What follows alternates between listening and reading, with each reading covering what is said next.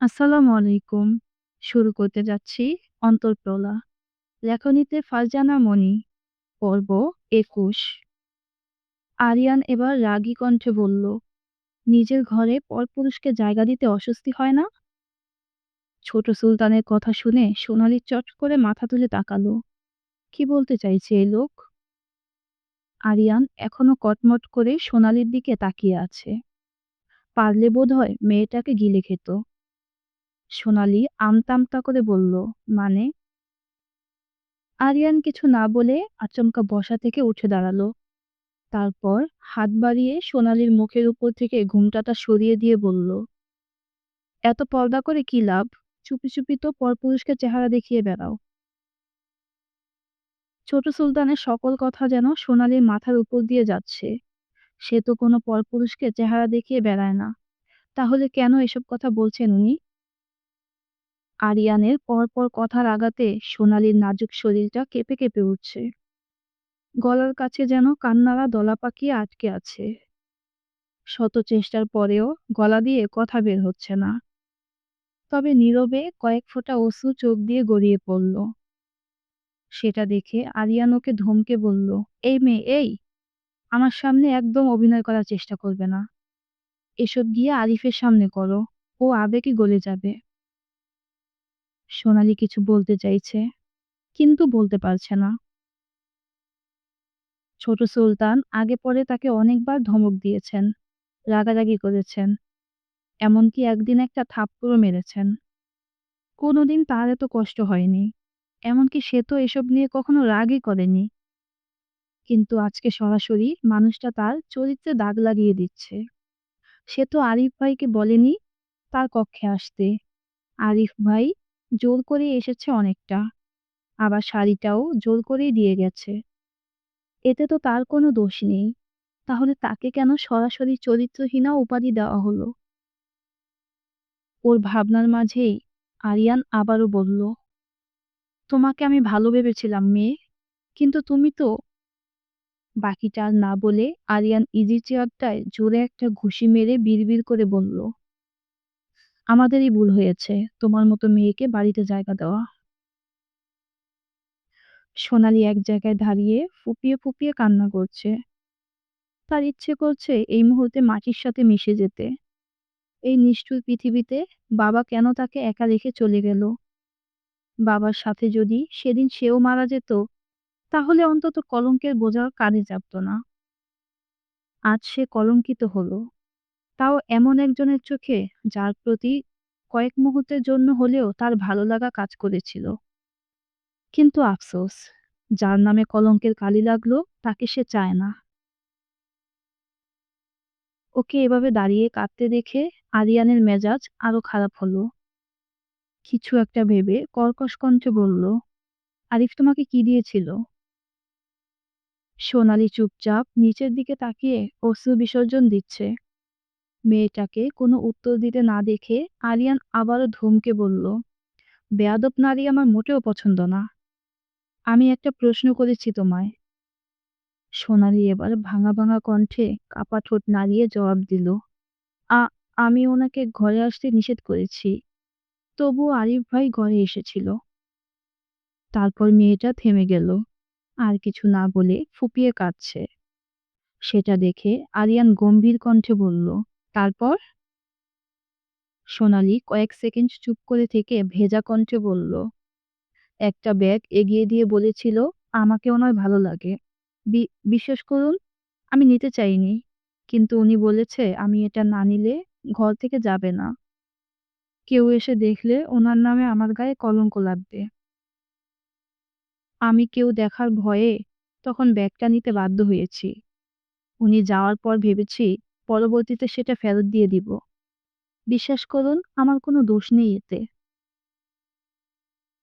আরিয়ান তীক্ষ্ণ দৃষ্টিতে তাকিয়ে গম্ভীর কণ্ঠে বলল, ব্যাগে কি ছিল? শাড়ি। যাও নিয়ে এসো। একথা শুনে সোনালি চট করে মাথা তুলে তাকালো। ওর দৃষ্টিতে প্রশ্ন। সেটা দেখে আরিয়ান দাঁতে দাঁত চেপে বলল, শাড়িটা নিয়ে আসতে বলেছি বেয়াদব মেয়ে। সোনালি এবার ভয়ে ভয়ে উল্টো ঘুরে নিজের ঘরের দিকে দৌড় দিল। না চাইতেও আরিয়ানের বেশ রাগ হচ্ছে। দুহাত মুষ্টিবদ্ধ করে অপেক্ষা করছে সোনালি ফিরে আসার। মিনিট দুয়েকের মাথায় সোনালি কাপা পায়ে এগিয়ে এসে সাদা রঙের ব্যাগটি হাত বাড়িয়ে সামনে ধরল। আরিয়ান মুহূর্তে ব্যাগ থেকে শাড়িটি নিচে ফেলল। অতঃপর সোনালি কিছু বুঝে ওঠার আগেই একটা দেশলাইয়ের কাঠি জ্বালিয়ে ছুঁড়ে দিল শাড়িটার দিকে। তৎক্ষণাৎ তাঁতের শাড়িতে দাউ দাউ করে আগুন জ্বলে উঠল। এসব দেখে ভয়ে মেয়েটা কুঁকড়ে উঠল। আগুনের রক্তিম আলোয় সুলতান আরিয়ান মির্জার ফর্সা চেহারাটা আজকে অনেক ভয়ংকর দেখা যাচ্ছে। আরিয়ান আচমকা কি বুঝলো কে জানে। বড় বড় পা ফেলে গিয়ে দরজাটা বন্ধ করে দিল। সোনালির মাথাটা যেন চক্কর দিয়ে উঠল। কি হচ্ছে এসব তার সাথে? ছোট সুলতান এমন কেন করছে? আরিয়ান দরজা বন্ধ করার কয়েক সেকেন্ডের মাথায় দরজায় কেউ মৃদু শব্দে টোকা দিল। সে শব্দ কানে আসতেই সোনালি ভয়ে গুটিসুটি মেরে দাঁড়ালো। আরিয়ান তর্জনী আঙুল ঠোঁটের সামনে উঁচু করে বোঝালো চুপ থাকতে। মেয়েটা ওড়নার আঁচল মুখে চেপে ফুপিয়ে ফুপিয়ে কান্না করছে। আরিয়ান জায়গায় দাঁড়িয়ে দরজার বাহিরের মানুষটির উদ্দেশ্যে বলল, কে? দরজার বাহির থেকে মধ্যবয়স্ক কণ্ঠস্বর ভেসে এলো, আমি মতিনের মা। ছোট সুলতান আমনেরে বড় মালকিন যাইতে কইছে। আরিয়ান ধীর কণ্ঠে জবাব দিল, গিয়ে বলুন আমি আসছি। সেটা শুনে মতিনের মা চলে গেছে। তার যাওয়ার পদশব্দ শুনে আরিয়ান সোনালির সামনে দাঁড়িয়ে বলল, আমি আম্মার ঘরে যাচ্ছি, ফিরে এসে যেন তোমাকে এই ঘরে না দেখি। পুরো ঘরটা সুন্দরভাবে গুছিয়ে রেখে যাবে। অতঃপর দরজার দিকে যেতে চেয়েও হঠাৎ থমকে দাঁড়িয়ে পিছু ঘুরে বলল, এটাই প্রথম এবং এটাই শেষবার বলে দিচ্ছি, আরিফের থেকে দূরে থাকো, নয়তো জানে মেরে দেব। বলেই আরিয়ান দরজাটা খুলে ঠাস শব্দ করে আবার লাগিয়ে দিয়ে চলে গেল। দরজা লাগানোর শব্দে সোনালির বুকের সাথে সাথে পুরো দেহটা যেন কেঁপে উঠেছে। সে ধপ করে মেঝেতে বসে পড়ল।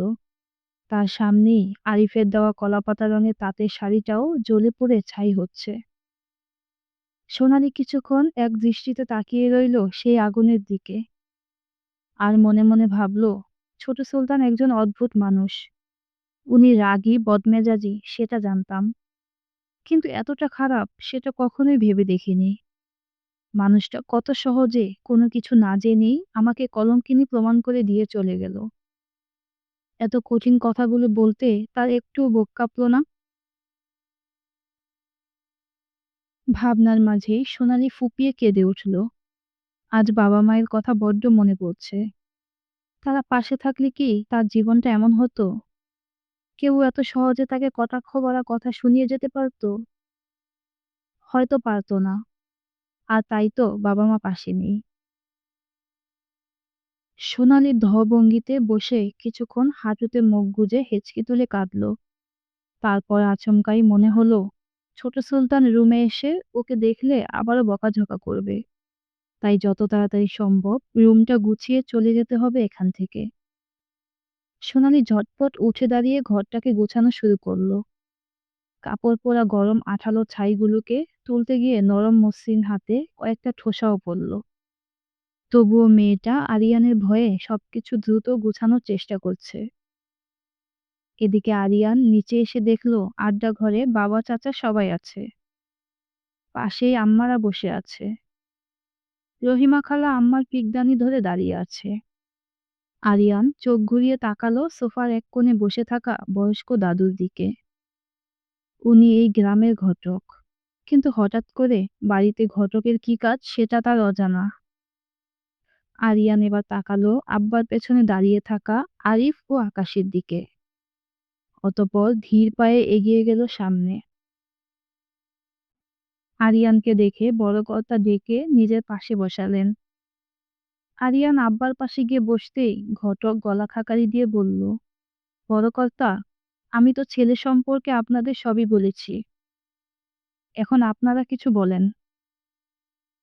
সুলতান আদনান মির্জা আরিয়ানের দিকে তাকিয়ে স্বাভাবিক কণ্ঠে বলল, আরিয়ান, ঘটক আসার জন্য বিয়ের প্রস্তাব নিয়ে আসছে। ছেলে শহরে থাকে, বাবা মায়ের একমাত্র সন্তান। ভালো চাকরি করে, শিক্ষিত, মার্জিত। এমনকি আমরা ছেলেকে চিনি। এতক্ষণ সবই ঠিক ছিল। কিন্তু ছেলে শহরে থাকে আর আমরা সবাই চিনি, কথাটা কানে আসতেই আরিয়ানের ভ্রুযুগল মৃদু কুঁচকে এলো। আরিয়ানের আব্বা ছেলের ভাবনা বুঝতে পেরে বলল, ছেলের নাম সীমান্ত। তোমার মনে নেই?